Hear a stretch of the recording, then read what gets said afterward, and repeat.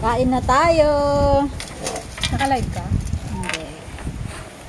Ito, tignan nyo yung ano natin. Yan. Yung pagkain ng mga inchi. Ito, oh. Unplanned gala nila, oh. Nag-swimming pa yung sila. Oh, Ate Maria. Meeting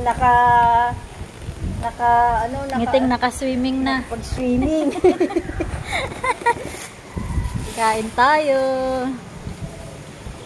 Lunch time na. Ayan, pagkain namin. Tatlo lang kami. Yan. Pero yung pagkain, pang-sampo. Tatlo lang kaming kakain yan. Pinainggit ko na si, si Ate B.